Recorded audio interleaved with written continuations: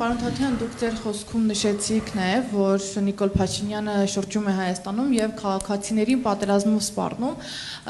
նախ ասում է, որ ընդդիմությունը իշխանություն գալու պարագայում չի շարունակելու իրենց խաղաղության օրակարգը։ Դուք շարունակելու եք Նիկոլ Փաշինյանի խաղաղության օրակարգը, թե ձերն ունեք եւ որն է ձեր խաղաղության օրակարգը եւ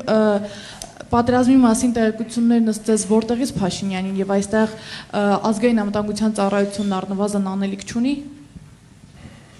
Շնորհակալություն հարցի համար։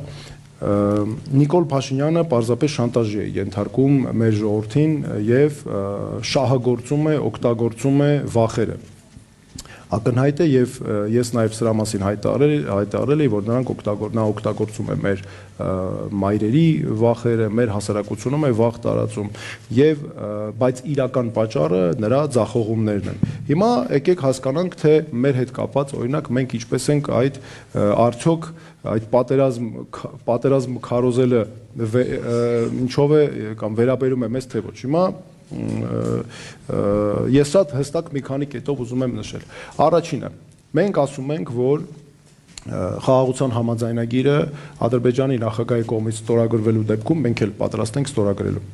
Ես ասում եմ, որ եւ մենք հայտարարում ենք, որ TRIP-ը մեզ համար խաղաղություն ապահովող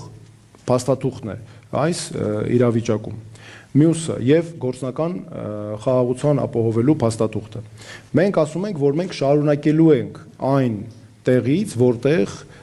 այն բոլոր հարթակներում, որտեղ կանգնելու է այս իշխանության քաղաքականությունը, այսինքն ոչ թե հայտարարում ենք, որ մենք սկսելու ենք մեր զրոյական կետից, ինչպես նա էր ասում ժամանակին ու դրա համար է նաեւ ձախողումները բերեց։ Եվ ուզում եմ հիմա այսքանից հետո Նիկոլ Փաշինյանը բացատրի, թե որտեղ է այստեղ պատերազմը, ինչպես է նա օրինակ փորձելու ասել, որ սա պատերազմի քարոզ է։ Եվ մեկ բան էլ։ Ինչով ենք մենք տարբերվում Նիկոլ Փաշինյանից։ Մենք հստակ ասում ենք, որ մեր անվտանգության ու խաղաղության հիմքը մեզ համար ունենալն է արդիականացված ուժեղ հզոր բանակ զսպման կարողություններով։ Հիմա ասեմ այդ զսպման կարողությունները որտեղից է ինչի նաև հիմք ունի։ Տեսեք, այս վերջերս մեր հանրապետություն այցելած Ամերիկայի Միացյալ Նահանգների փոխնախագահը արեց հայտարարություն, որը զսպմաններ վերաբերում ու մենք ես դա ուզում եմ անվանենք Վենսի դոկտրին, J.D. Վենսի դոկտրին։ Հիմա ուզում եմ մեջբերեմ նրա խոսքերը։ Ինչ էր նա ասում է ընդ որում այս բառերը նա ասել է Նիկոլ Փաշինյանի կողքը կանգնած ասուլիսի ժամանակ հայտարարություն անելով։